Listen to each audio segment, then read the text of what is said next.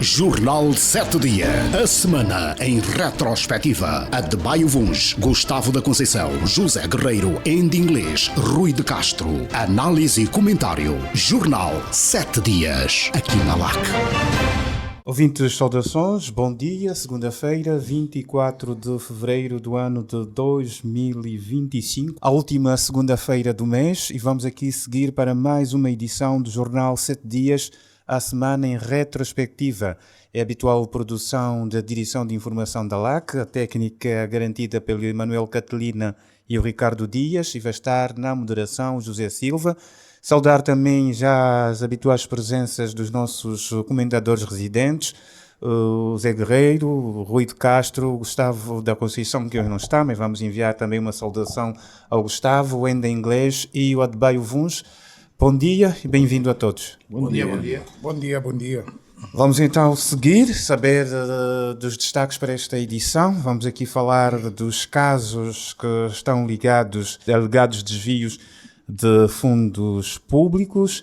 Tudo isso questões que preocupam a sociedade e que levaram a Ministra das Finanças, Vera Daves, a pedir desculpas públicas aos cidadãos, contribuintes. Vamos também olhar para um tema, ou recuperar um tema que não foi abordado na última semana. Tem a ver com a inauguração do Terminal Oceânico da Barra do Dante e o anúncio do ajuste do preço de combustíveis como uma forma para combater o contrabando de combustível no país. E uma pincelada para a educação. Decorreu na última semana aqui em Luanda um fórum nacional sobre educação, também um dos temas que marca esta nossa edição do Jornal 7 Dias, já a semana em retrospectiva. Vamos então começar a olhar para estes temas, a começar pelo pedido de desculpas da Ministra das Finanças, Vera Daves de Souza. A Ministra pediu desculpas na quinta-feira aos contribuintes e aos cidadãos angolanos pelas irregularidades e atos lesivos praticados por gestores públicos. Vera Daves falava no Parlamento, onde foi debatido o relatório de execução do Orçamento Geral do Estado referente ao terceiro trimestre de 2024. Vamos então recuperar estas declarações de Vera Daves. Nos desculpar, junto dos contribuintes e cidadãos, pelos atos lesivos praticados pelos agentes públicos contra a boa gestão do erário público e assegurar que continuaremos vigilantes e adotaremos as medidas necessárias para que situações dessas não voltem a acontecer. E confiamos nas autoridades que estão a trabalhar para que as pessoas comprovadamente culpadas possam ser devidamente responsabilizadas. Zé Guerreiro, vamos começar a olhar para esta situação, este pedido de desculpas, sobretudo quando temos mediatizados nas últimas 2 semanas, entre janeiro e fevereiro, vários casos, desde os 7 mil milhões de kwanzas na AGT, agora os 21 mil milhões no INAGB, que estão a ser as contas desta instituição de bolsas de estudo, estão a ser auditadas pelo Tribunal de Contas. Há também um caso com alguns dados, mas é um dossiê que o Novo Jornal vai desenvolver sobre os esquemas no Ministério do Ambiente, também que envolvem trocas de valores e de bens. Estamos perante um quadro que para muitos é preocupante quando se quer combater a corrupção, apesar da Ministra ter dito que o Estado continua implacável neste combate à corrupção. Será um sinal de que não se está a ouvir internamente, a nível das instituições, estes apelos, estas medidas de combate à corrupção, ou seja, está-se a fazer ouvidos de marcador? Bom, olha, eu tenho sido muito cético aqui no programa em relação a discursos e a documentos, né? Porque a gente já conhece esses discursos, esses documentos, pouco adiantam. E como diria o Adebayo, fazer uma missão de interesses.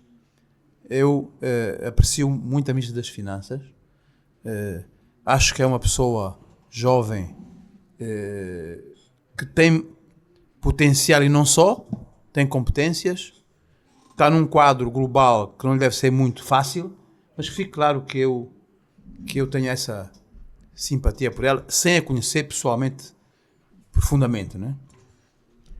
De qualquer forma, digo isto para dizer o seguinte: não dou muita importância a esse pedido de desculpas, porque há um ditado que eu uso muitas vezes e que não sei se tem fundamento, se devemos usar ou não, que é: as desculpas não se pedem, evitam-se. E por isso eu prefiro abordar esta situação de uma maneira mais ampla do que centrar-me num pedido de desculpas da Sra. Ministra Vera Daves. E este tema da corrupção não é fácil de abordar, não é? Não é fácil de abordar porque nós temos que ter uma visão clara, que ou entramos em demagogias, em populismos, em pessimismos até, ou derrotismos, ou então também temos que ver que não podemos branquear o problema e estar a tirar os problemas para debaixo do tapete, não é? De facto, enquanto o Executivo e a PGR dizem que estão a combater a corrupção, e sobretudo vinda do passado, né? Do outro reinado, vinda dos chamados marimbondos, né? Enquanto que está a acontecer este combate, diz o Executivo e diz a PGR, numa estratégia, conforme eu já disse aqui no programa, que não concordo com a estratégia que foi seguida, mas pronto, quem sou eu para não concordar, floresce, entretanto, uma nova e mais complexa corrupção, que está a depauperar os cofres do Estado e também, e sobretudo, na minha ótica, a desmoralizar a sociedade, a desmoralizar os cidadãos honestos e está a quebrar os valores e a estrutura da sociedade angolana, que está-se a passar. Porque mais do que os kwanzas, eu penso que são os pilares da sociedade que estão a ruir e que estão a desaparecer. Mais do que os kwanzas. Nunca houve tantos casos como agora. E eu não vou entrar em pormenores, o Zé Silva, o nosso coordenador, já apresentou alguns. Eu iria listar alguns desses casos que, sem mais nem porquê, estão a aparecer e são os tais que estão a corroer os pilares da nossa sociedade. Não é? Trabalhadores fantasmas em vários setores do Estado, inclusive nas Forças Armadas. O caso Lussati, que terá ramificações em altos setores do poder. As alegadas irregularidades ligadas à chamada recuperação de ativos, bem como a norma inconstitucional, entretanto anulada, sobre os 10% atribuídos aos magistrados.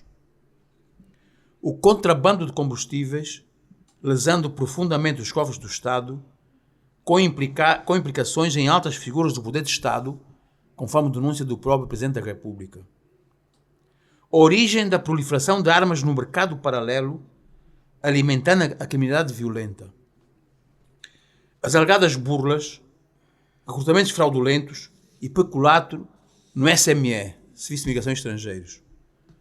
O caso AGT é a nova geração de meninos potencialmente corruptos. A denúncia sobre um alegado desvio do PCA da Zona Económica Especial para a compra de uma vivenda faustosa no condomínio de luxo.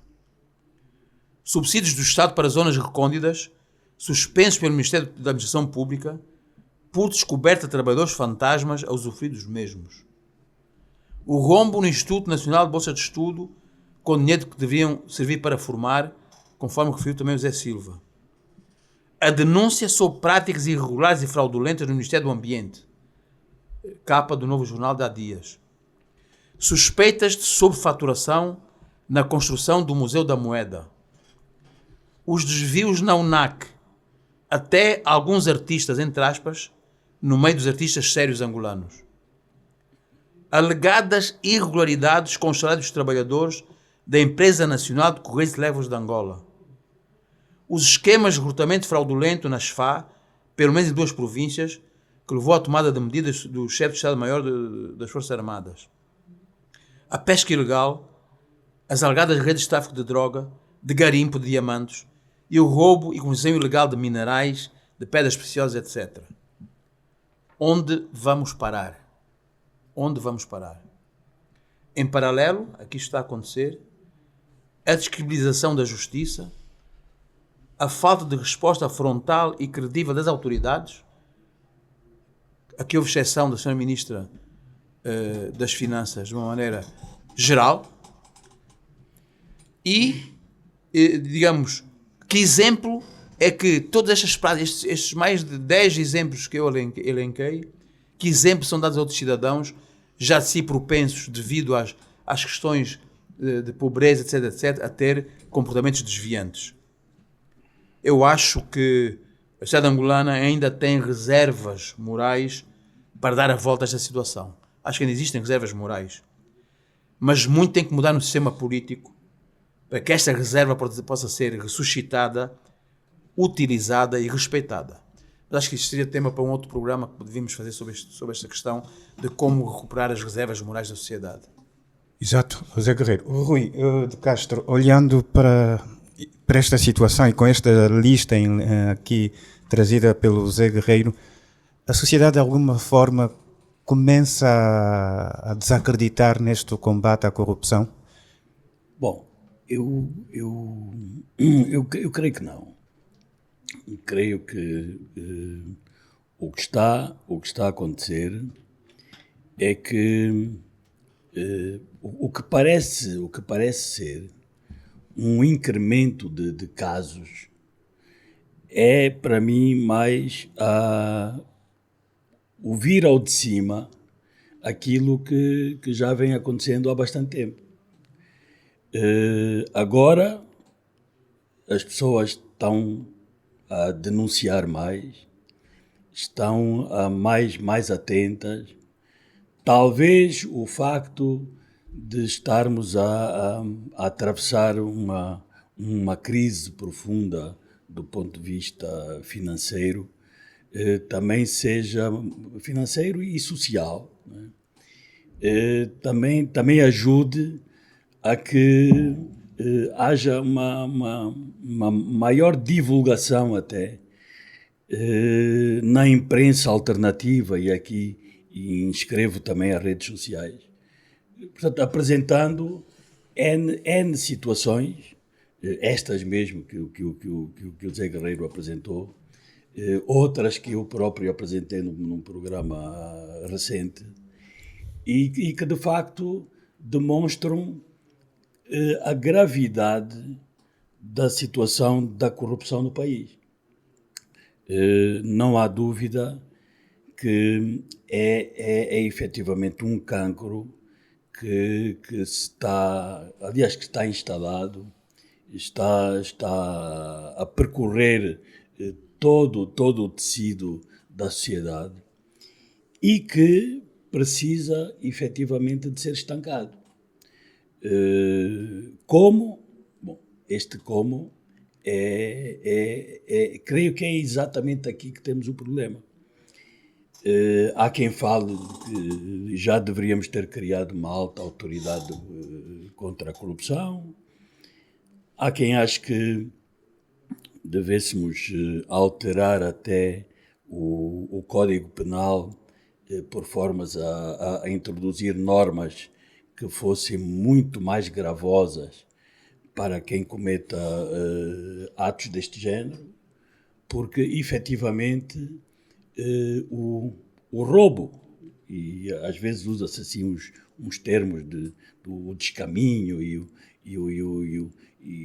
enfim, mas de facto é mesmo um roubo que está a ver ao erário e que perturba a vida de milhares ou mesmo de milhões de cidadãos que deixam de ter a possibilidade de ver o seu dia-a-dia melhor, porque há meia dúzia de cidadãos que desviam, portanto roubam mesmo este dinheiro que é de todos. Ora, voltando então agora um pouco para o objetivo principal deste tema, se é assim que podemos chamar, o pedido de desculpas da ministra Vera Daves. Eu acho que para quem conhece minimamente a ministra das Finanças, não se esperava dela outra coisa que não fosse este sinal de que ela própria está profundamente perturbada com aquilo que ocorreu no Ministério que está sob a sua responsabilidade. É um gesto digno para toda a sociedade e, além de digno, é um gesto moderno, porque hoje em dia os titulares dos órgãos de soberania, e não só, têm que se habituar a prestar contas aos cidadãos. Portanto, e aquilo que a nossa Ministra das Finanças fez foi também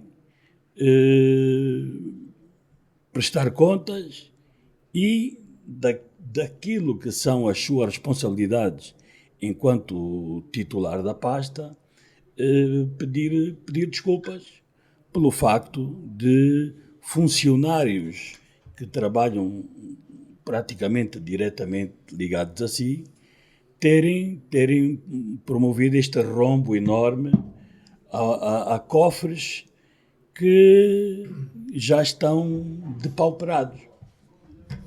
Bom, talvez daqui a algum tempo e nesta modernização da nossa governança, como se costuma dizer agora, também possamos ver algum titular a colocar o lugar à disposição do chefe do governo para que seja ele, então, a tomar a decisão de demitir ou não, que é efetivamente outra modalidade, outra postura que os nossos responsáveis, e seguindo aquilo que é tradição noutros países já mais avançados neste domínio da gestão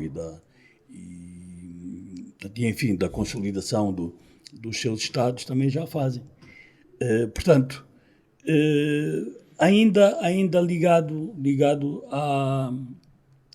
ao pedido de desculpas da senhora ministra, queria enfatizar aqui um dado, que ela fez um apelo aos gestores económicos para defenderem os seus recursos que foram ganhos com muito sacrifício e que denunciassem as tentativas de extorsão, de roubo, não é? Volto aqui a enfatizar, por parte de agentes do Estado, especialmente os ligados ao Ministério das Finanças. Ora,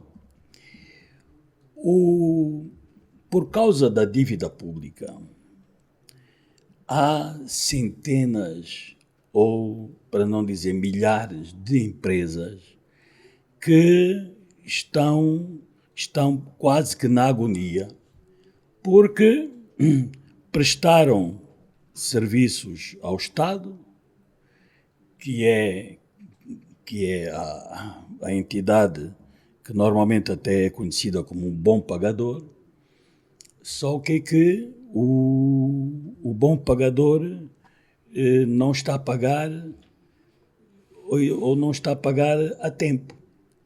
E então o que está a acontecer é que há bastantes valores para serem pagos às empresas que comprovadamente prestaram esses serviços. Mas como há toda uma máquina burocrática que não permite a execução destes pagamentos a tempo e horas, faz com que os gestores se deixem até envolver nestas teias que, oferecendo-lhes a possibilidade de receberem os seus montantes, desde que lhes cedam de 25% a 30% do montante em causa. Então, entre não receberem nada e receberem 75% ou 70% daquilo que deviam, optam por receberem 75% e, lamentavelmente, perdem o resto, mas ficam com disponibilidade para prosseguirem o seu negócio. Portanto, este é um assunto que também a senhora Ministra precisa de precisa de verificar que, efetivamente, este assunto da dívida pública precisa de ser urgentemente resolvido. Portanto, a senhora ministra tem mencionado várias vezes que, e normalmente por aprovação dos orçamentos gerais do Estado, que há verbas significativas para o serviço da dívida. Dívida quer externa como interna. Acontece é que se nós virmos os vários relatórios de contas, a dívida pública praticamente que pouco desce. O que quer dizer que não está a ser devidamente paga ou atempadamente paga. Isto ajuda a que depois estes elementos, os chamados mimicheiros, proliferem ali onde possa haver alguma decisão deste género. Portanto, agora, há efetivamente, e portanto eu não queria repetir, porque de facto, noutro programa em que nós abordamos o tema, eu já havia mencionado bastantes casos e entrado em alguma profundidade neste particular. Mas continuo a mencionar aquilo que também já tinha dito. É que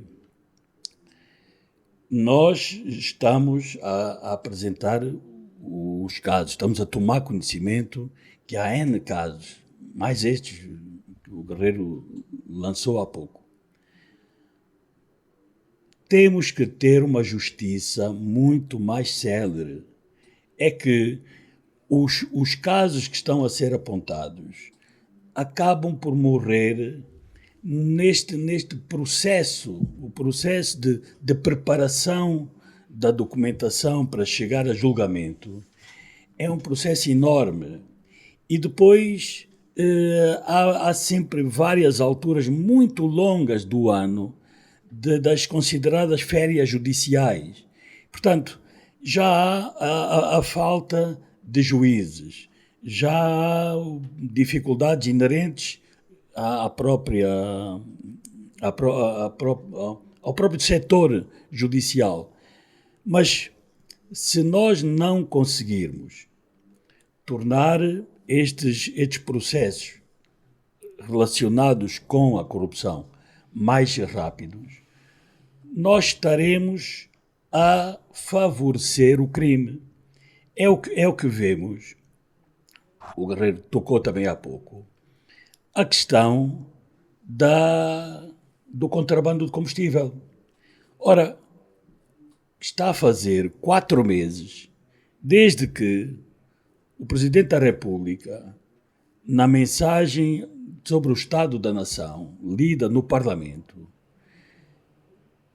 juntou aquilo que o Ministro de Estado para a Casa Militar já havia apresentado, de que há cidadãos com altas funções entre ministros, governadores, generais, comissários da polícia e outros, envolvidos nas redes do contrabando do combustível.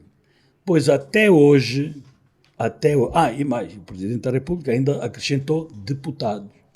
Ora, até hoje não temos notícia de um único caso. Começamos a acompanhar, daquela altura em diante, a uma descoberta de N casos de tanques de combustível em residências, de carros com um armazenamento duplicado para depois poderem vender. Enfim, uma série de outros casos e casinhos, mas os grandes, possivelmente os grandes causadores não estão a ser apresentados, não estão a ser levados a tribunal e, obviamente, que todo este processo deverá estar a continuar. Obrigado, Rui de Castro. Vamos agora fazer o nosso primeiro intervalo nesse seu jornal 7 dias e regressamos daqui a pouco para a segunda parte. Bom dia. Continue em companhia da LAC. Jornal 7 Dias. A semana em retrospectiva. A de Baio Vuns, Gustavo da Conceição, José Guerreiro, em inglês, Rui de Castro. Análise e comentário. Jornal 7 Dias. Aqui na LAC. De regresso para a segunda parte do Jornal 7 Dias, a semana em retrospectiva. Ainda a olhar para o primeiro tema, este anúncio feito, o pedido de desculpas da Ministra das Finanças, isto também em função dos vários casos de corrupção que têm surgido entre finais de 2024 e agora neste início de 2025. A de Baio Vuns, estamos perante um quadro preocupante, mas também de alguma forma, por exemplo, no caso da AGT e do próprio INAGB, onde o Ministro do Ensino Superior falou na questão da importância de haver transparência na gestão, é que em alguns casos as denúncias têm vindo das próprias instituições. Por exemplo, no caso da AGT disse que a falha foi detectada internamente, depois é que se despletou os órgãos de investigação. Isto quer dizer que também, se de um lado há quem avance com uma má imagem dos órgãos por estarem a acontecer estes casos, mas também são internamente é que têm surgido estas denúncias. Bom, eu creio que digamos, salutar o facto de efetivamente ter sido despoletado a partir de, vamos chamar de auditorias internas, não é?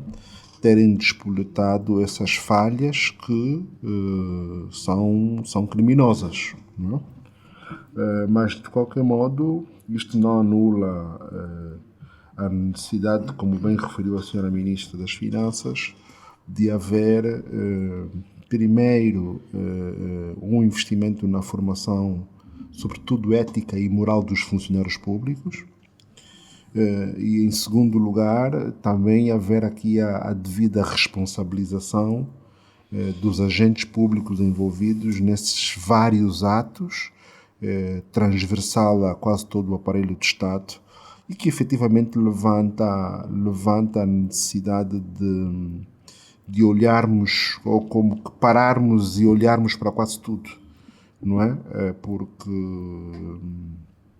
não é salutar nem é normal que em tão pouco tempo tenham vindo a público várias situações de problemas do ponto de vista da gestão de recursos públicos, seja na arrecadação, seja depois na forma do gasto daquilo que é o dinheiro arrecadado junto dos contribuintes e de outras situações, porque no caso do Ministério do Ambiente são principalmente taxas, não é?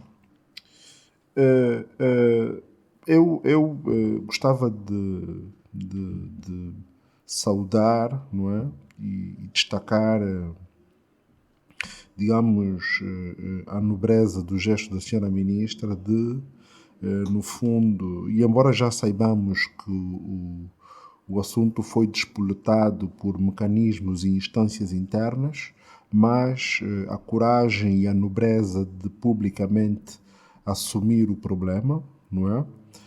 E não virar a cara ao problema ou não colocar o problema debaixo do tapete, não é? E, portanto, este assumir da questão, dando tratamento ou remetendo para as instâncias judiciais e de investigação criminal, é mesmo um ato salutar, não é? E esperemos que se faça a cultura a esse nível. Agora, como eu dizia há bocado, nós, ao revisitarmos a situação, temos necessariamente de criar aqui capacitação e reforço das instituições E este reforço das instituições passa por olharmos a fundo os procedimentos, os vários fluxogramas, e hoje, em alguns casos, temos serviços públicos que são digitalizados e, portanto, é necessário revisitar os sistemas, não é? Para que eles não estejam tão maleáveis e tão suscetíveis de serem, digamos, torpeados para benefícios indevidos. E esse revisitar dos sistemas, dos procedimentos, cria, então, no aparelho do Estado, uma cultura compliance, uma cultura de conformidade, uma cultura de transparência, não é? Mas isso é um exercício que tem que contar com o envolvimento de todos. Digo, das lideranças, não é? Mas também com o envolvimento das lideranças intermédias e também o envolvimento das próprias equipas. E da sociedade, como bem dizia a senhora ministra, porque é muito importante que haja a denúncia, mas também é muito importante que, por exemplo, aquelas pessoas que lidam com a administração, não tenham a tentação de corromper para ver os seus processos acelerados ou melhor tratados, e 2, não se deixem levar por aqueles agentes que procuram complicar os processos e vários procedimentos que os cidadãos vão na relação com a administração pública, cujo fim último muitas das vezes nós sabemos que só estão mesmo a complicar, porque como se diz popularmente, querem gasosa. E portanto, todos esses procedimentos ao serem revisitados, poderemos então criar uma melhor cultura de compliance, não é? Termos eficiência na prestação dos serviços públicos e, estarmos, ilesos dessas várias situações. Creio que foi há 2 semanas foi o Rui, e hoje o Zé Guerreiro listou aqui várias outras situações, não é? Portanto, que efetivamente fazem parte do nosso cotidiano. É como diz, só não vê quem não quer, não é? Porque nós sabemos que essas práticas estão aí. Há mesmo, por exemplo, há um programa hoje, ao nível da administração do Estado, de reforma e de simplificação, que muitas das vezes órgãos do próprio Estado procuram evitar cumprir e manter o status quo porque lhes é favorável nestes tais esquemas. E, portanto, encontras resistência de alguns agentes do Estado em implementar medidas de reforma que visam facilitar, agilizar procedimentos, não é? E, portanto, de alguma forma, tornar o serviço público mais eficiente para o cidadão. No caso destas denúncias do INAB e do Ministério do Ambiente, é preciso então aprofundar-se as investigações e que os órgãos de investigação e mesmo a Procuradoria e mais à frente os tribunais deem publicidade. É verdade que o tema da celeridade é um tema crítico, como bem referiu o Rui, não é? Mas é preciso que os processos sejam também suficientemente investigados, não é? Para que não tenhamos aquilo da culpa morrer solteira por erros processuais, muitas das vezes, não é? No afã de tentarmos acelerar demasiado os processos. É preciso que haja rigor nessas investigações, não é? Que se apure a verdade, não é? E que aqueles casos em que tenhamos pessoas envolvidas, elas sejam então tratadas no fórum judicial, não é? E neste caso com toda a publicidade necessária, até para começarmos a inibir, não é? Porque não podemos criar uma cultura de impunidade onde as pessoas acham que tudo podem e nada lhes acontece. Ainda em inglês, muitos casos, falou-se aqui na celeridade da justiça, estão a faltar também mais referências, mais casos a serem julgados, a serem apresentados, sobretudo destas situações que vão acontecendo em vários órgãos. Ou seja, tem havido, o Procurador-Geral da República recentemente, este ano, disse que, por exemplo, não abrandou o combate à corrupção, tem havido menos mediatização de muitos casos, menos divulgação. Será necessário divulgar mais, apresentar casos julgados, sentenças? Não, para mim, o melhor estado de coisas é não acontecerem eventos de fraude. Nós temos que trabalhar muito mais na prevenção. Portanto, reforçar os mecanismos de governação corporativa para prevenir que eventos do género ocorram. Quer que sejam perpetrados por pessoas no interior da empresa, ou muitas dessas fraudes, ou destes eventos de risco, podem ocorrer a partir de fora ou com a combinação de elementos de dentro e de fora. Não é? Portanto, e nesta magnitude e pela frequência, não é? dos casos que vamos assistindo ou ouvindo, não é?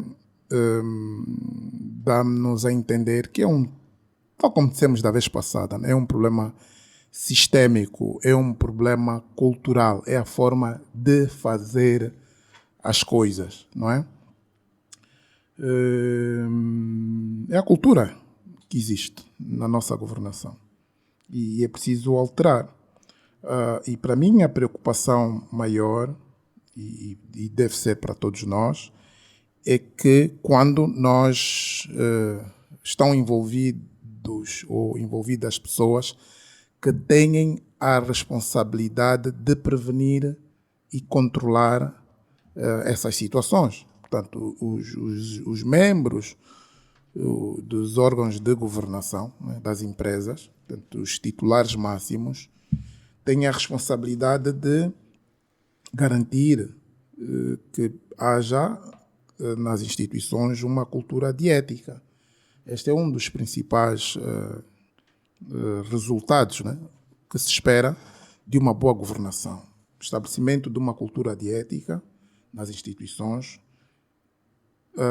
assegurar que haja um bom desempenho, portanto, dessas instituições, que as instituições realizem a sua missão com eficácia e eficiência, que haja o controle, portanto, efetivo controle, que criem mecanismos de controle eficazes e efetivos e que a ação da empresa seja pautada por alguma legitimidade, né? Portanto, não estejam envolvidos em práticas ilegais, irregulares, como não pagar impostos, até suborno de outras entidades.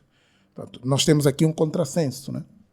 E é preocupante que pessoas que têm esta responsabilidade de assegurar a boa governação nesses termos que referi, estão implicadas nesses casos. Portanto, e isto temos então que perceber porquê.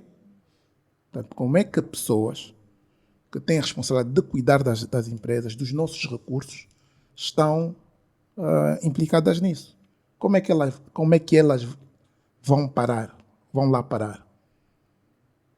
Não é? Portanto, tem que se olhar também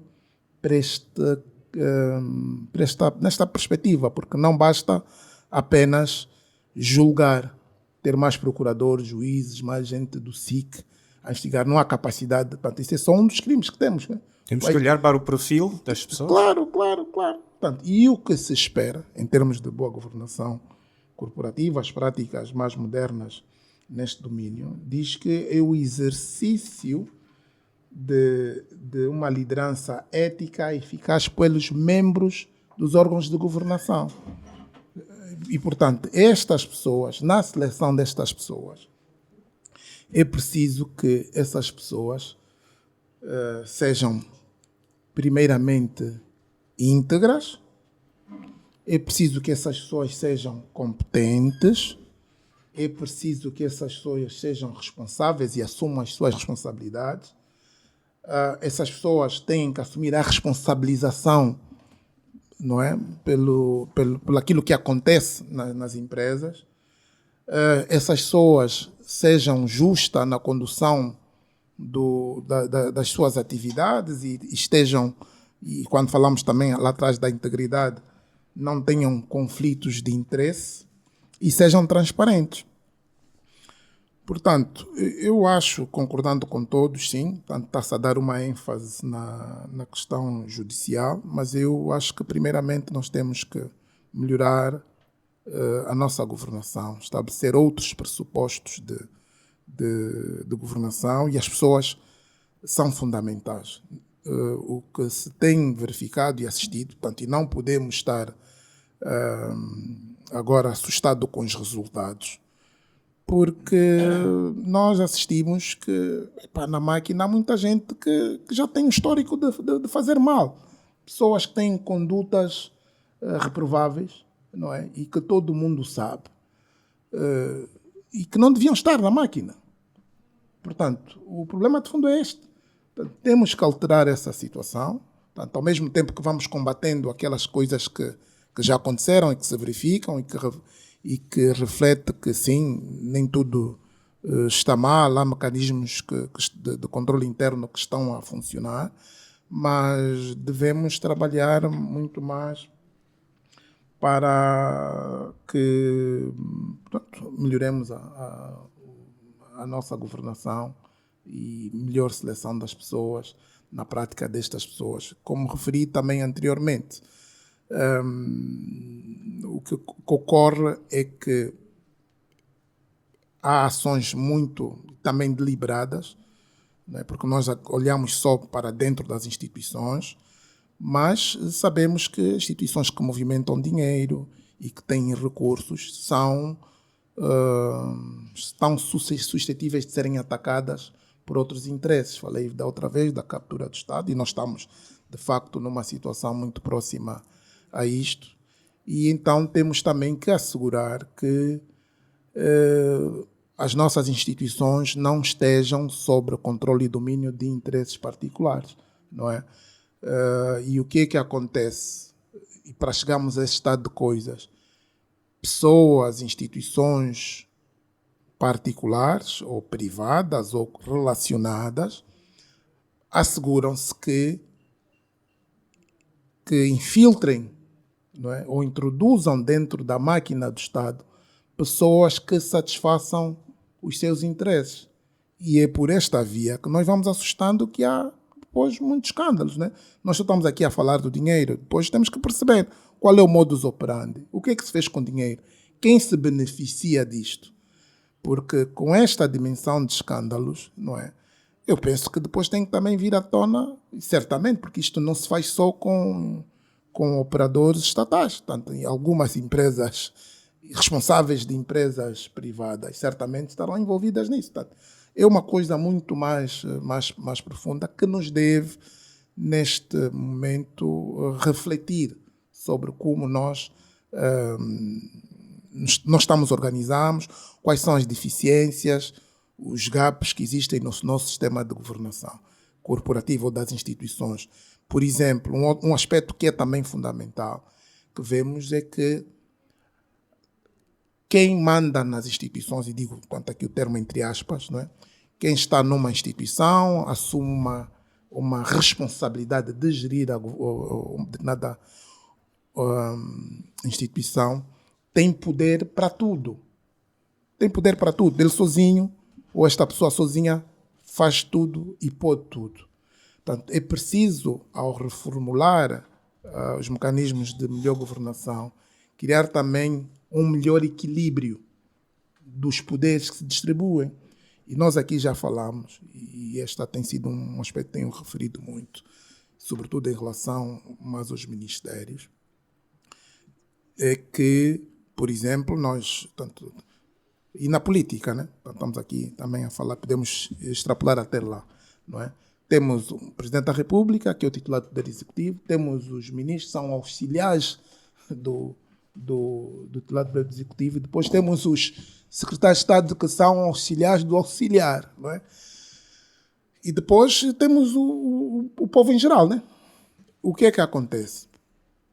E quem está a dirigir uma instituição tem a responsabilidade pelo aquilo que acontece na instituição. Portanto, podemos dizer que foi o diretor, que foi o administrador, mas no fim de tudo, portanto, a cabeça é responsável por aquilo.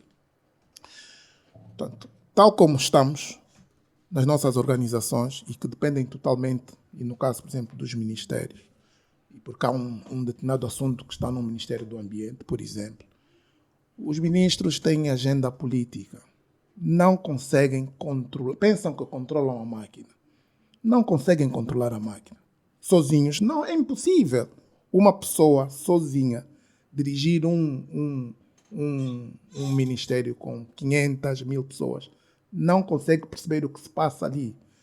E, portanto, nesta ótica de melhor equilíbrio dos poderes e dos checks and balances, portanto, os secretários-gerais, os secretários de Estado, os secretários permanentes, alguém tem que ter o poder de gerir a máquina e assegurar que quem vem para liderar a máquina tenha condições de fazer bem o seu trabalho, porque a pior coisa que pode acontecer, e acontece a muitos ministros, é chegar num ministério sem capacidade institucional. Tem muita gente, mas as pessoas não trabalham, não há processos, não há procedimentos, não há competências, não há recursos materiais.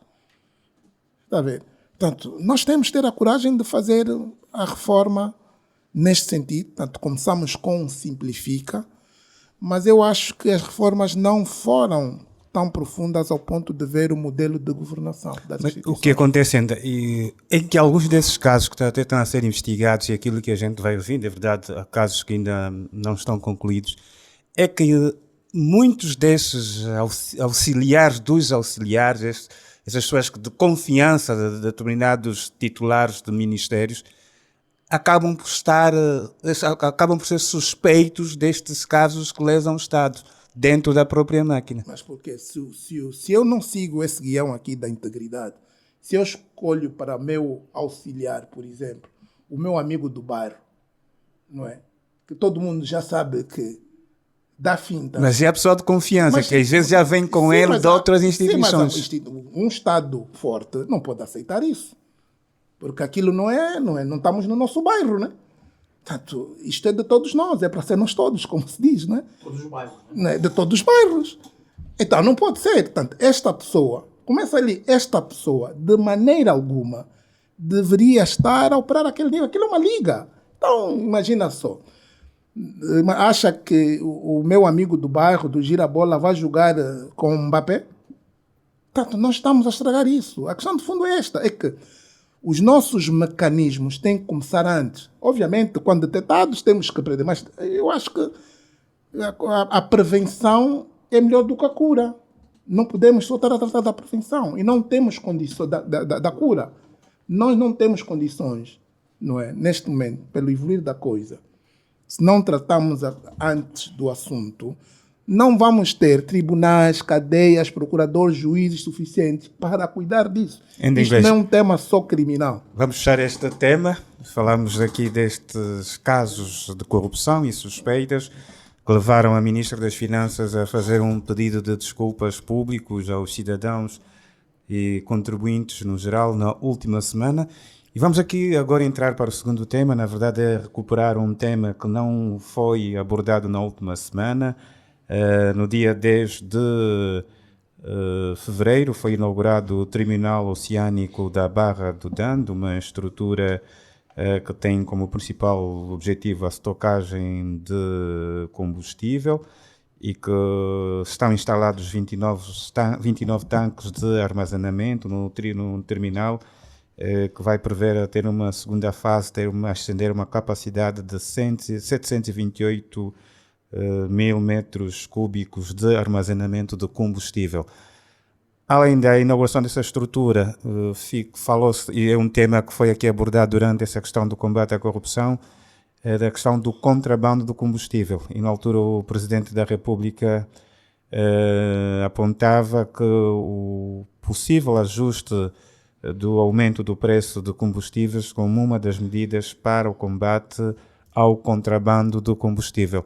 Rui de Castro, vamos olhar para esta questão, a importância do terminal e também o combate do combustível via ajuste de preços, que está a ser avançada como uma solução para combater este fenómeno. Bem, realmente nós estávamos para tocar neste assunto a semana passada, não houve tempo. E isto porque depois de 13 anos de construção foi finalmente inaugurado o terminal oceânico da Barra do Dande. E este terminal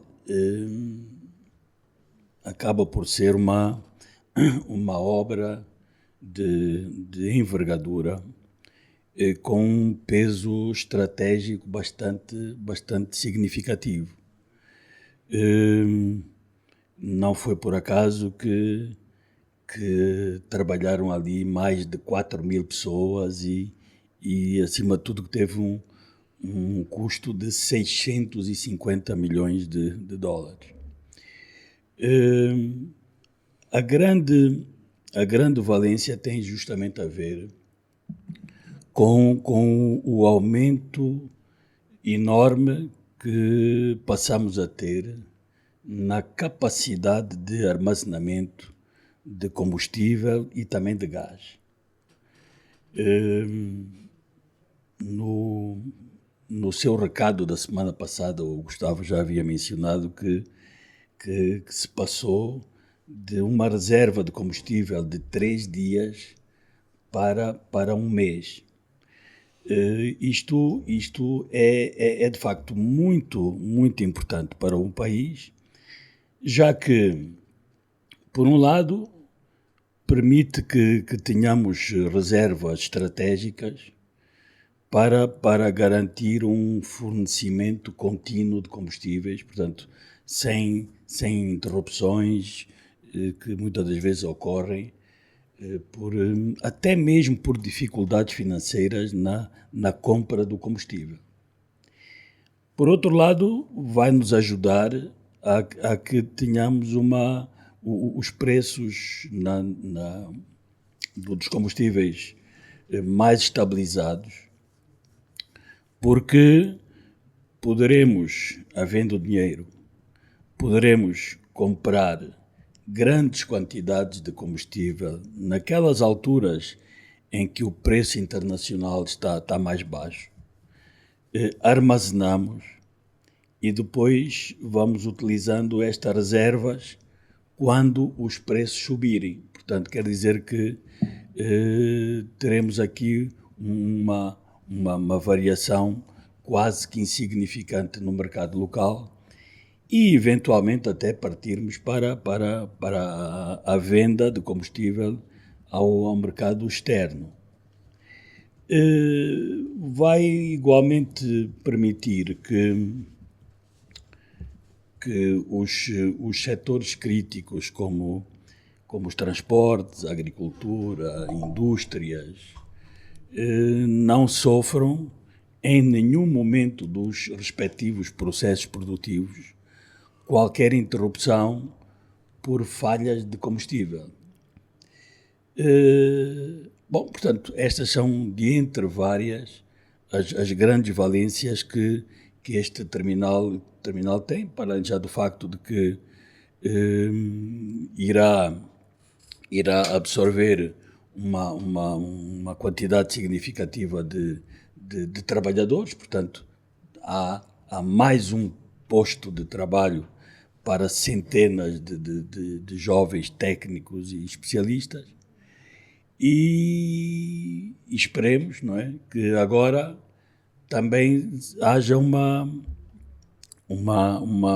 rede de distribuição de combustível que parta daquele terminal para outras províncias, do género de, eventualmente, estar já a preconizar, acredito, um ramal do caminho de ferro de Luanda que vá até o terminal, para depois haver uma distribuição, sobretudo para as províncias do norte e leste do país, e depois por barco para Cabinda e para o sul. Ora, entretanto, e como o José Silva referiu, pensei até que nós fôssemos ouvir aqui o extrato daquilo que o próprio Presidente da República referiu, já que isto dá e tem estado a dar uma celeuma entre especialistas, e que tem a ver com a questão do preço dos combustíveis e que depois vai tocar no famoso contrabando. Ora, o que está a acontecer, que é de facto extremamente preocupante e que acaba por ser um aliciante para o contrabando, é que o preço do combustível em Angola é bastante mais baixo do que nos países limítrofes. Portanto, o preço da gasolina está a 33 cêntimos do dólar, quando nos outros está acima de 1,2. Ou seja, está 4 vezes mais barato em Angola o preço da gasolina e está 6 vezes mais baixo o preço do gasóleo do que nos outros países. Ora, é evidente que quem compre 1 milhão de kwanzas em gasolina vai faturar 4 milhões. Portanto, tirando para despesas de transportação e outros, tem um lucro de 3 milhões na venda de gasolina fora do país e ainda é superior no gasóleo. Portanto, investindo 1 milhão em gasóleo em Angola, vai ganhar 6 milhões vendendo nos países limítrofes. Portanto, estamos aqui em presença de, por um lado, um prejuízo enorme para Angola e um negócio apetecível para muitos cidadãos nacionais e estrangeiros.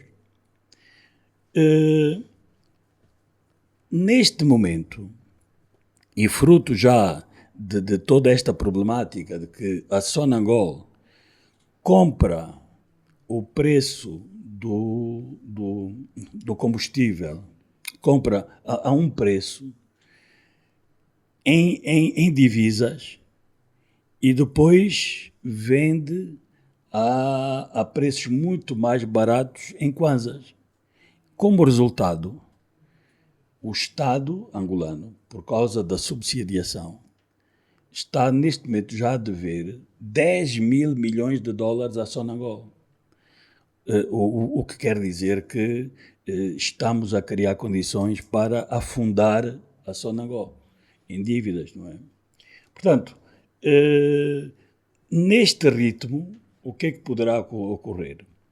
É nós começarmos, porque a Sonangol começa a perder capacidade de compra e poderá não ter capacidade de adquirir o combustível que nós precisamos no dia a dia. Portanto, há aqui que rever e então há uma discussão e foi de facto lançado pelo Presidente da República e chefe do Governo que temos de fazer um acerto neste subsídio que o Estado tem estado a produzir. Portanto, eu acredito, e para terminar já aqui, acredito que pelo menos deveríamos passar para metade portanto, este valor que há, portanto, esta taxa de diferencial entre Angola e os países limítrofes, o que está em 4 passar para 2, o que está em 6 passar para 3, até ao final do ano. Porque depois irão começar a surgir, não só os economistas, mas também já os políticos, porque vamos começar a entrar em períodos pré-eleitorais e, como é evidente, esta é uma medida que não é nada popular e, obviamente, que não vai atrair votos de ninguém.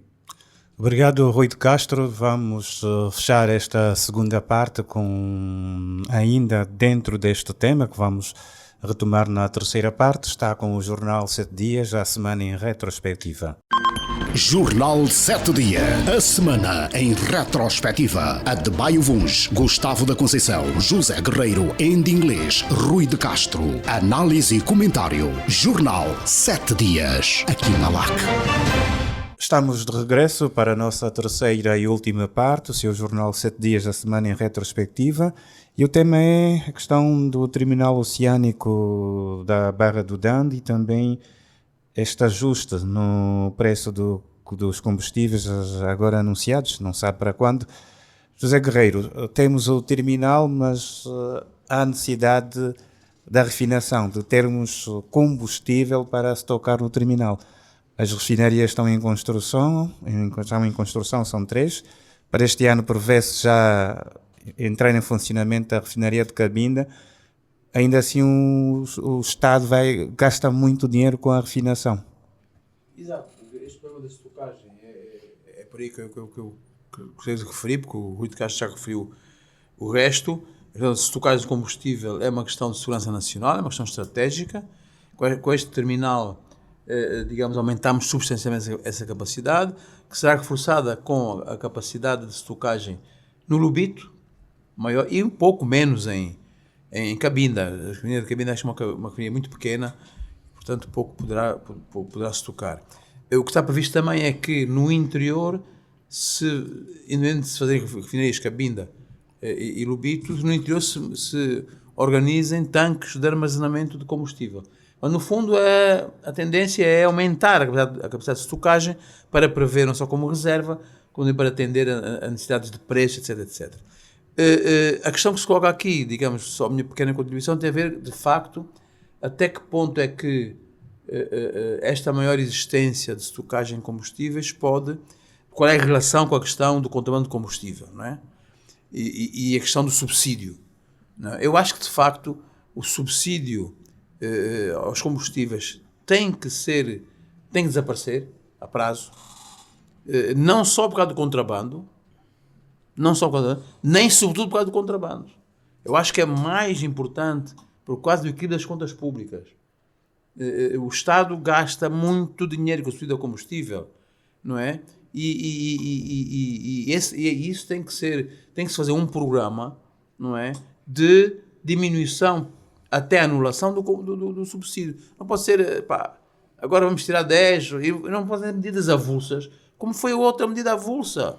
Nós temos uma incapacidade muito grande de levar à prática medidas justas e necessárias que temos que fazer. A outra medida da redução do subsídio, não é? Com os famosos cartões, etc., foi um falhanço absoluto. Não se fez balanço, nunca mais ninguém disse nada. Parece que não aconteceu. Não é? Mas agora vamos reduzir o subsídio na mesma atrapalhada que foi aquela dos cartões. Não estamos a contribuir para nada. É preciso fazer estudos sérios. Eu não sei se as pessoas que têm que fazer esses estudos andam a roubar. Já não têm tempo para trabalhar, não é? Deve ser. Não é?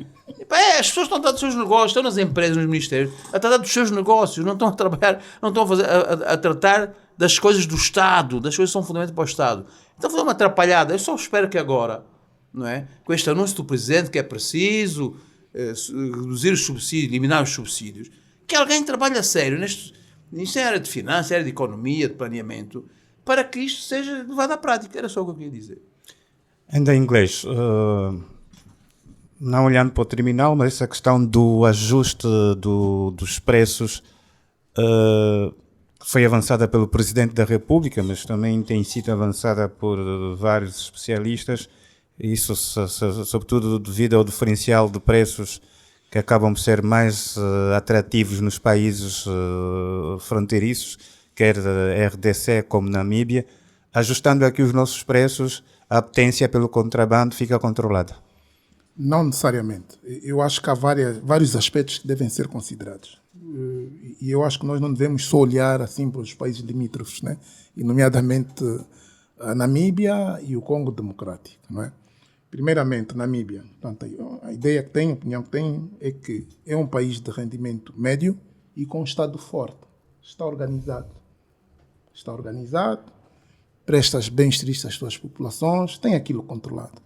O outro vizinho é um país de rendimento baixo e um Estado fraco. Ok? Portanto, tem muita dificuldade em satisfazer as necessidades das suas populações. E é por esta razão que muitos vêm abastecer-se aqui. Ok? O tema do contrabando é sim um tema, o preço é fundamental, mas nós não podemos nos esquecer que nós somos um país de rendimento baixo. Portanto, que as populações não têm assim tanto dinheiro e elas têm que ser protegidas. Ok? Mas também é um tema de falta de controlo do produto. Nós temos que controlar o produto, mesmo que os preços sejam iguais, não é? Nós temos que controlar, tem que haver controle do produto. Tem que haver controle das fronteiras. Portanto, o combustível só passa, não é? Por causa desta falta de controle. Isso faz lembrar um vídeo que circulou nas redes sociais do governador do Zaire a perguntar ao pessoal, o chefe do posto da polícia fiscal ou da polícia de fronteira, se não viu o caminhão a passar. Eu também, o meu chefe me perguntar, dizer que não vi, não é? Mas todo mundo sabe o que se passa. Agora, temos também que olhar para essas pessoas. Agora, é verdade que, tal como está hoje, os resultados do sistema não são bons. Portanto, para além do combustível, do roubo de combustível, há também muito desperdício de combustível. Porque o preço permite isto. Okay? Há também, e sobretudo, e para complementar o Zé Guerreiro, há uma utilização ineficiente e insustentável dos recursos públicos. Estamos a gastar muito dinheiro para quê? Que combustível que é queimado, portanto as pessoas não usam racionalmente. Quando uma coisa é muito barata, as pessoas não valorizam. Está a ver? Então gastam e deitamos fora o combustível. Mas não é por esta razão que devemos deixar de considerar a necessidade que é real de proteção das pessoas mais carenciadas, que não têm recursos. Portanto, há muita gente pobre, há muita gente desempregada, com rendimentos muito baixos, por isso é que somos um país ainda de rendimento baixo. Portanto, eu penso que aqui o equilíbrio é conciliar, não é? É a necessidade de conciliar, da conciliação desses todos objetivos e interesses, sendo o principal a proteção das nossas populações. Portanto, eu advogo sim um ajustamento do preço do combustível em linha com o nosso perfil, né, que é o nosso perfil atual de rendimento das pessoas, mas também este ajustamento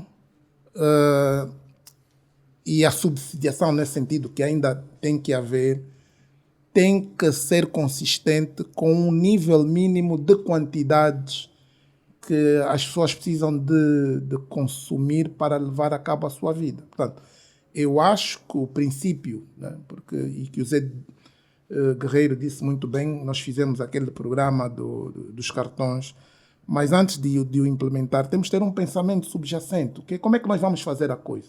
E eu acho que o instrumento, não é, deve ser consistente com a filosofia da ação ou de trabalho da solução, não é?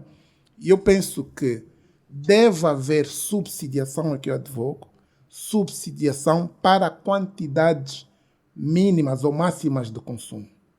Nós temos que conjugar isso. Porque que, aliás, nós vemos isso em muitos países, o preço do combustível dentro de um mesmo país não é igual para as diferentes regiões, não é igual. Por que temos que ter um único preço? E falo das bombas para todo o país. Por quê? E por que eu não posso ter um preço variável nas bombas? Portanto, se eu digo, e até para reduzir esse momento do esforço, né, porque o argumento que se diz sempre sobre a subvenção é que quem ganha é quem mais tem. É verdade, consome mais, tem mais carros, mas se eu tirar a subvenção, quem mais perde são os pobres. Portanto, eu tenho que ter condições de dizer, olha, imagina que neste momento eu estou a consumir estou a subvencionar todo o combustível, inclusive aquele que eu queimo, tendo o carro ligado durante horas e horas, está subvencionado. eu vou à bomba, isto hoje é possível, a tecnologia desenvolveu muito, é possível. Vou à bomba, vou abastecer. Os primeiros 50 litros ou os primeiros 30 litros são a preço subvencionado. Daí para frente é o preço do mercado. Portanto, há um conjunto de abordagens que primeiramente têm que ser discutidas. Né? Temos que ter uma política, não é? que incorpore este pensamento e depois os instrumentos. O que nós fazemos é que primeiro colocamos os instrumentos, depois é que pensamos na solução. Nunca vai dar certo. Adebayo Vuns, finalmente o terminal, 13 anos depois, vamos olhar para isso. Há quem defenda que deveria-se ter dado uma explicação do porquê do atraso desta obra, e aqui também alguma discussão relativamente ao valor da obra, não é? Veio informações a circular que em anos anteriores estava avaliada em cerca de 200 milhões de dólares e agora foi concluída e ficou em 700 milhões de dólares. Haverá necessidade de se esclarecer toda esta situação e até também o porquê que não tivemos antes o terminal, 13 anos depois ele está concluído.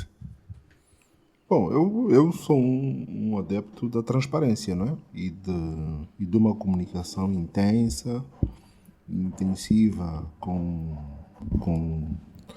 de quem faz política, não é? De quem governa, de quem administra, para com a população, não é?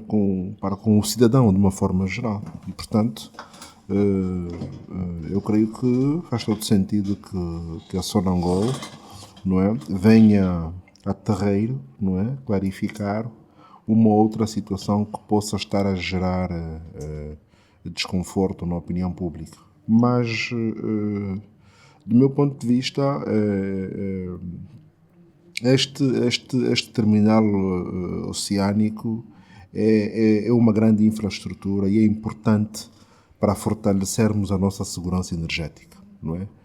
Tal como dizia a semana passada, e hoje o Rui repetiu e muito bem, quer dizer, sairmos de uma capacidade de reserva de 3 dias, e é só olharmos para o nosso histórico de stresses, de momentos em que faltou combustível no país, as consequências que aquilo gerou, o impacto que aquilo criou, não é? E termos então essa folga de conseguirmos ter digamos, capacidade de estocagem para pelo menos um mês, e até poderíamos colocar-nos o desafio de criar condições para termos em períodos ainda maiores, não é? Porque na volatilidade do mundo atual, na era de muita instabilidade, como estamos a conhecer, portanto, há fenómenos que são imprevisíveis e que mais vale a pena estarmos prevenidos, não é?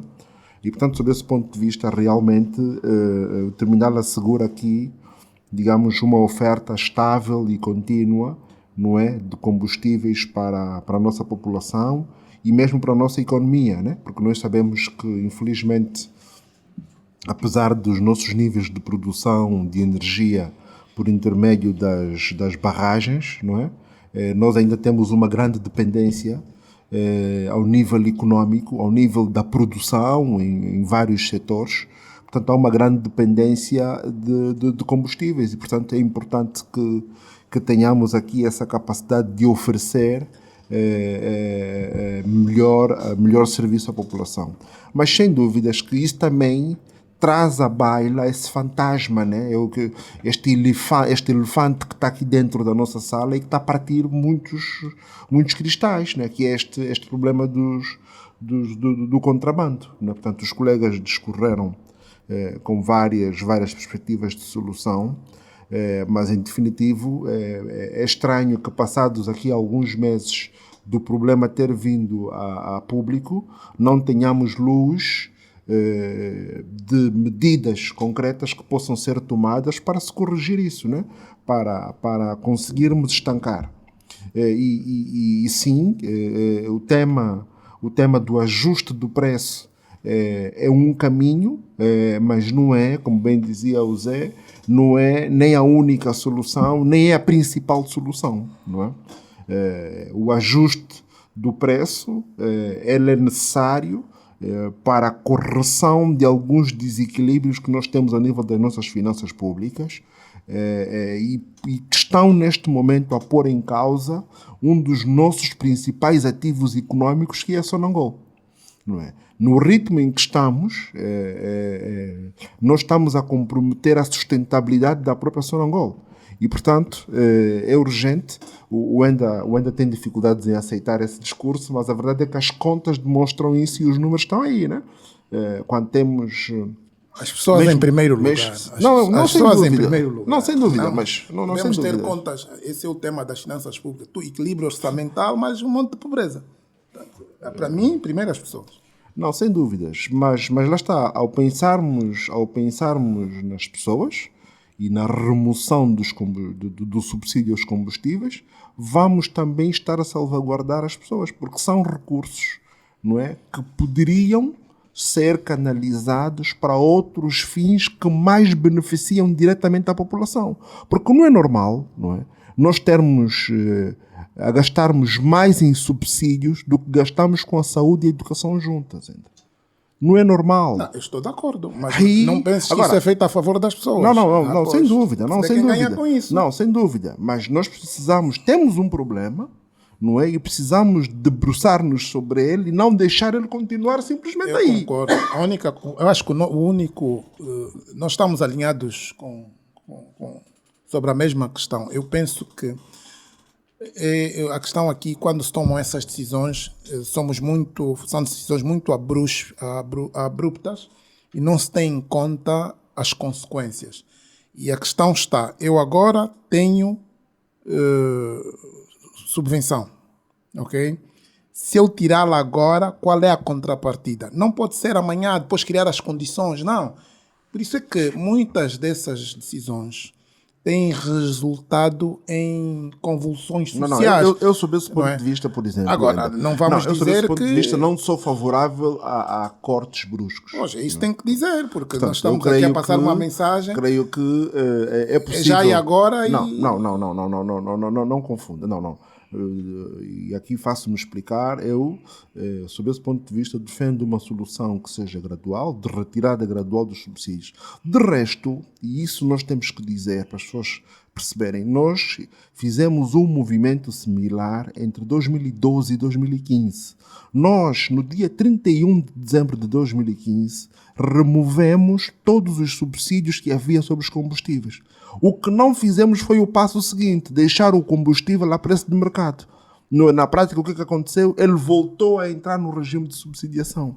Porque do ponto de vista de reforma, e aquilo aconteceu de forma gradual, entre 2012 e 2015 foram retirados os subsídios aos combustíveis e o objetivo era que a partir daquele momento eles flutuassem ao preço de mercado. E tal como naquele período de 3 anos foi feita a retirada gradual, eu creio que agora devemos seguir o mesmo princípio, não é? E quando efetivamente chegarmos ao final do processo, deixarmos que o combustível, não é, seja um produto que funciona na lógica Sim, mas tu paraste para pensar nas consequências e os benefícios disso tudo. Não basta só olhar para o equilíbrio das contas.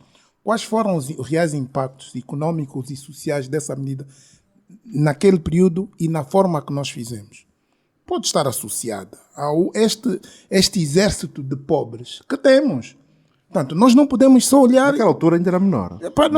Não sei, mas agora, eu não acredito também. Nós estamos... Assim, o propósito é mesmo este. Portanto, nós devemos caminhar para lá. Agora, eu estou com alguma dificuldade em perceber como é que um país de rendimento baixo, com este nível de pobreza, não é, consegue eliminar os subsídios, como nesta perspectiva que está a ver, sem agravar mais a situação das pessoas. Isto é para ser bem feito. Ser bem feito tem que ser bem feito. Mas as fazer, pessoas entram nas contas. Sim, não, eu percebo. Fazer, não é? 2, fazer de forma gradual. 3, prestar atenção aos grupos mais vulneráveis. Isso, estamos de acordo. Estamos concluídos em relação a este tema. O Terminal Oceânico da Barra do Dante, que também abriu aqui esta discussão em torno do aumento ou do ajuste do preço dos combustíveis e também o fim ou não dos subsídios e como deve ser feito este processo da retirada dos subsídios e que tem-se dito tem trazido também alguns abalos à gestão da Empresa Nacional de combustível de Angola, a Sonangol. É um tema que poderemos trazê-lo em próximas edições, talvez quando for anunciado o ajuste, em que moldes ele será feito, a retirada também dos subsídios. Estamos com tempo agora para entrar nos nossos recados. É o Jornal 7 Dias. Debatemos estes dois temas, não tivemos tempo para falar sobre a educação. O primeiro fórum da educação que decorreu na última semana no país é um tema que vamos abordá-lo na próxima edição, sobretudo também na perspectiva da educação, olhar aqui para este número, uma notícia que fica da última semana, que 1 em cada 10 estudantes angolanos do ensino primário têm aulas ao ar livre, sendo que as províncias do Cunene e da Huila as que mais alunos têm nestas condições, segundo estatísticas do Ministério da Educação, divulgadas na última semana pelo INE, o Instituto Nacional de Estatística, através do Anuário Estatístico de Educação 2022-2023. Relembrar também que, por exemplo, o ano passado, a quando da presença do chefe de Estado, Presidente da República na província da Huila, o governador Mahap também trazia esse dado, essa preocupação de que a província ainda tinha muitas crianças a estudarem por debaixo de árvores. É um tema que com certeza também vai merecer aqui a nossa leitura, análise e comentário nas próximas edições, mas agora vamos avançar para os recados. José Guerreiro. Breves. Já digo que os meus recados são muito honestos, são breves. No quadro do projeto de sinergia, que tem tido outras iniciativas, e agora com a superior organização e sombrinha da agência ARC, Estratégia Empresarial e Consultoria de Comunicação, eu fui convidado a participar numa conferência sobre negócios familiares na semana passada na Universidade Católica. Iniciativa de grande importância que juntou vários gestores e empresários, e não só, também o Presidente da Igreja Católica, para abordarem em 2 painéis temas muito importantes sobre como desenvolver e tornar sustentável os negócios baseados no núcleo familiar. Na primeira pessoa, empresários conhecidos e com empresas familiares de sucesso abordaram abertamente o seu percurso, das suas famílias, as suas dificuldades e sucessos. Temas interessantes, importantes, cujas análises deveriam replicar, sempre com o objetivo de garantir boas práticas e empresas vencedoras. Ao saudar a iniciativa, o meu recado vai para que se repliquem conferências destas, ligadas à prática, à realidade e à vida do país real. O meu segundo recado é um recado sobre as nossas lutas. Eu vi uma mensagem que correu nas redes sociais, não só engraçada, mas sobretudo sugestiva e real. A mensagem dizia, vou abrir aspas e vou ler o que dizia a mensagem. Somos um país de lutas. Luta pela independência, luta contra a fome e a pobreza, luta contra o analfabetismo, luta contra a falta de água e energia elétrica, luta contra a malária, luta contra a má nutrição, luta contra a corrupção, luta contra a falta de emprego, luta contra o nepotismo, luta contra a intolerância política, luta contra o VIH-Sida, luta contra a cólera, luta contra a prostituição, luta contra as doenças tropicais, luta contra as drogas, luta contra os desvios de fundos. Diria eu, terminei. Estou cansado das lutas, né? De facto, foi feliz o autor desta, que eu chamaria a ode à luta, não é? Usando um termo assim um bocado intelectualizado, mas acho que é uma ode à luta. E sem ter a ver uma coisa com a outra, na recente conferência sobre negócios familiares, um dos oradores referia-se a que nos últimos tempos a mídia, as redes sociais, as conversas entre os cidadãos, 2 palavras não nos largam diariamente. SIC-AGT, SIC-AGT, SIC-AGT, SIC-AGT. Achei interessante, por isso fiz o link entre essas palavras e as nossas lutas. De facto, ao comemorarmos os 50 anos de independência, não está fácil a vida dos angolanos. Esperemos que nos próximos 50 anos possamos ter angolanos a escreverem outras mensagens, baseadas não em lutas, mas em vitórias. Ficaram os recados do José Guerreiro. Adbaio Vuns. Bom, eu tenho aqui 3 e o primeiro é esperar que consigamos uma vitória na luta contra a humilhação que eu chamo dos angolanos nos consulados. Mais uma luta, não é? Porque não é do meu ponto de vista normal e salutar o que temos visto acontecer com os cidadãos nacionais que lutam para requerer um visto, não é? Quando nós concedemos isenções e facilitações de vistos a mais de uma centena de países. E, portanto, eu insisto nisso, é importante que a nossa diplomacia, que o nosso Estado, faça valer a sua voz, não é? E que efetivamente consiga alargar o leque de facilidades e de isenções de vistos que permitam a circulação dos nossos cidadãos. E a situação, do meu ponto de vista, é ultrajante, sobretudo nos países europeus e para o Brasil. E, portanto, aliás, há dias houve mesmo uma manifestação em frente a um desses centros de vistos que obrigou a que o embaixador português reagisse, não é? E, portanto, aqui o meu apelo vai a que, sobretudo, o Ministério das Relações Exteriores consiga exercer uma maior pressão e se consigam, então, encontrar soluções para facilitar a circulação dos cidadãos angolanos pelo mundo. O segundo recado, que é, no fundo, uma inquietação e também uma dúvida, sei que nós temos já uma lei de transplantes em Angola e, honestamente, vendo a situação de alguns familiares e amigos que têm problemas renais e que são obrigados a fazer hemodiálise, eu questiono-me porque é que, efetivamente, e também temos amigos aqui do painel, seguramente, que tiveram que ir para Portugal e já conseguiram fazer transplantes, né, de rins, não é? E porque é que aqueles que não podem, outros amigos nossos que não podem, vivem aqui, não é, anos e anos, e muitos acabam mesmo por morrer, não é, a fazer hemodiálise, não é? E não ser possível até hoje, e aqui está, usando aqui agora o nosso jargão, 50 anos depois da independência, fazermos transplantes de vários órgãos, mas principalmente esse tema dos doentes com problemas renais, não é? No nosso sistema de saúde. Eu gostava honestamente de perceber porque é que isso não é possível ainda, quando o quadro legal foi aprovado já há algum tempo, não é? E o que é que falta do ponto de vista operacional, ou a partir de quando é que podemos efetivamente ter esta situação a ser melhor tratada, sobretudo para os nossos concidadãos, que o número, por várias razões, tem vindo a crescer e, portanto, levanta para mim essa preocupação. Em inglês, temos recados.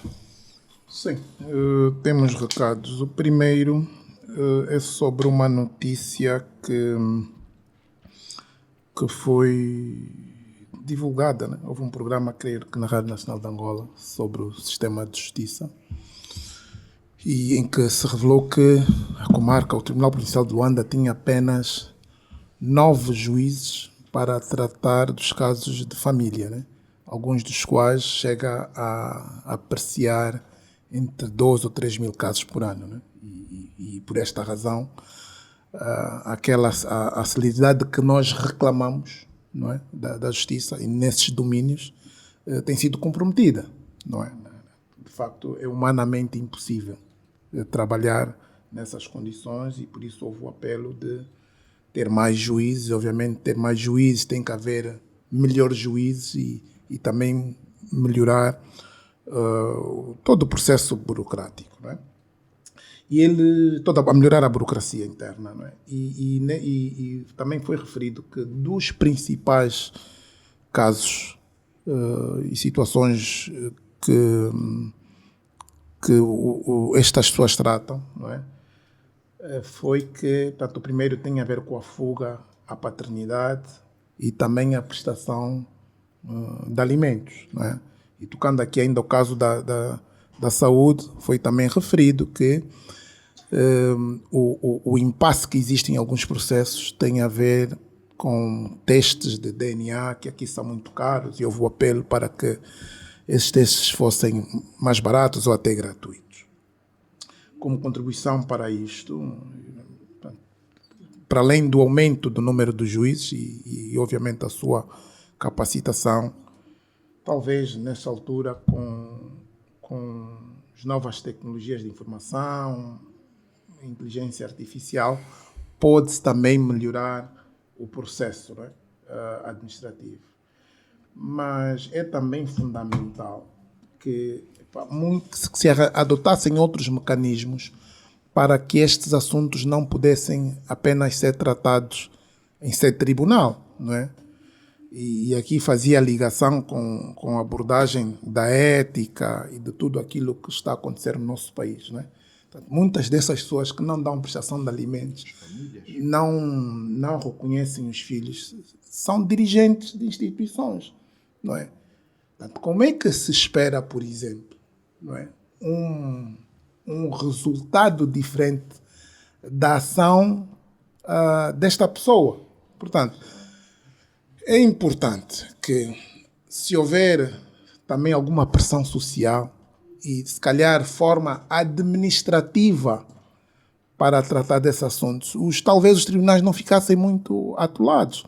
E eu vou dar um exemplo. Portanto, o meu pai, se vivesse hoje, teria 89 anos. Ele trabalhou, né, como se diz, no tempo da outra senhora. E nós hoje, porque ele era uma pessoa muito organizada, né, foi da administração civil, tem os seus arquivos, uma coisa que nos deixou são os seus arquivos pessoais.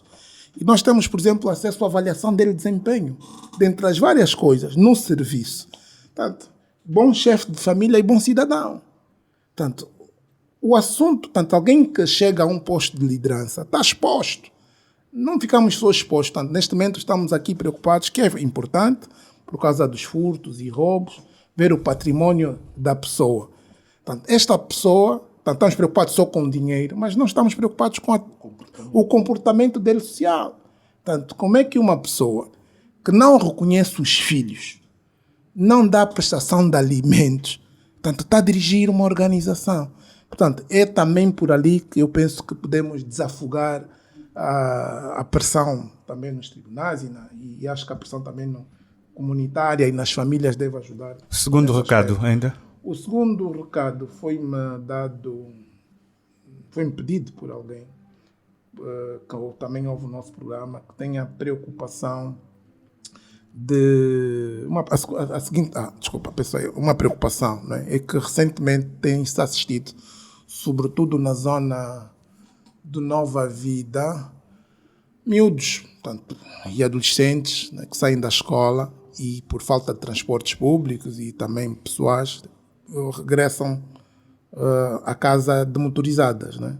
E o que é que acontece? Já sabemos que muitos dos nossos motoqueiros, para além de estarem desencartados e conduzirem da forma que conduzem, tanto com os miúdos, vê-se, porque muitos deles são de escolas públicas, de batas brancas, tanto andarem em sentido contrário. Portanto, é muito frequente acontecer isso. Portanto, nós temos tido várias desgraças com as nossas crianças e esse aspecto não devia ser descurado. Portanto, há aqui um apelo para que as autoridades façam mais e melhor neste sentido. Para finalizar, eu tinha aqui os dados, mas não consigo encontrá-los. Está a circular nas redes sociais, pelo menos uma informação sobre o primeiro ano da atividade do Hospital Geral de Luanda, de Viana, Bispo Emílio de Carvalho, com indicadores dos números de pacientes que atendeu, de cirurgias e outras informações que, de facto, apesar de toda a celeuma em torno dos grandes hospitais, pela indicação pelos indicadores que estão a circular, revela que, de facto, podemos discutir sobre a dimensão e o nível de hospitais, mas fica muito claro pelos números reportados para o primeiro ano de exercício do hospital que, de facto, foi uma boa aposta, porque sem aquele hospital, aquele número significativo de pessoas não podia ter tido consultas, não podia ter sido internados, nem podia ter tido acesso àquelas cirurgias. Portanto, bem-aja ao Hospital Geral de Viana pelo primeiro ano de atividade e pelo desempenho que teve neste período. O Hospital Geral de Viana, que agora está na província do Icolibengo. Rui de Castro, os recados para esta edição. Bom, eu ia começar com um pedido também de um ouvinte, e por sinal também relacionado com os motoqueiros, mas já na Avenida Fidel Castro. E a preocupação que ele manifesta tem a ver com o facto de que uma boa parte daquela avenida está mal iluminada e, como se não bastasse, muitos motoqueiros, nestas manobras que o Enda referiu, circulam em motorizadas sem luz, o que depois cria enormes problemas aos outros utentes da via e cria efetivamente problemas também a quem é transportado por estes mesmos motoqueiros. A segunda tem a ver com o facto de que o mês de março está a chegar e com ele a mudança dos voos internacionais para o novo aeroporto António Agostinho Neto. Eu não tenho visto na mídia nada relativamente às acessibilidades que estavam a ser construídas ou alargadas ou melhoradas. Portanto, não sei se estão à espera que o próprio Presidente faça uma visita, mas aqui vai o meu recado, é que faltam meia dúzia de dias. E então as vias estão mesmo melhoradas, está tudo em condições. É que durante a semana viralizou um vídeo nas redes sociais que apresentava uma composição ferroviária parada porque havia uma quantidade enorme de água na linha e ele portanto, o motorista, o condutor, não podia dar sequência ao andamento do comboio. Ora, admitamos que no comboio viessem já turistas vindos do novo aeroporto, não é? E parados ali praticamente no meio do Moceque, com muita água à volta.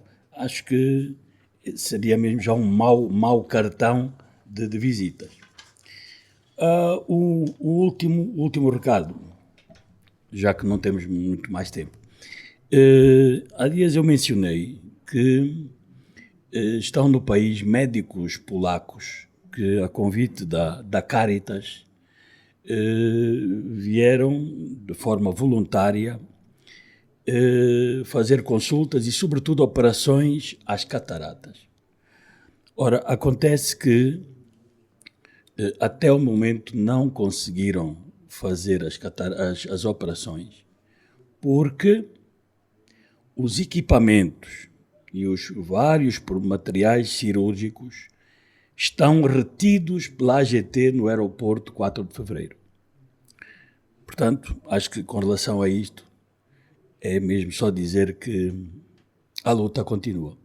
E ficar então os recados para esta edição do Jornal 7 Dias e também estamos assim a concluir. Agradecer a presença do Rui de Castro, do José Guerreiro, do Enda Inglês e também do Adebayo Vuns. Bom dia, boa semana para todos.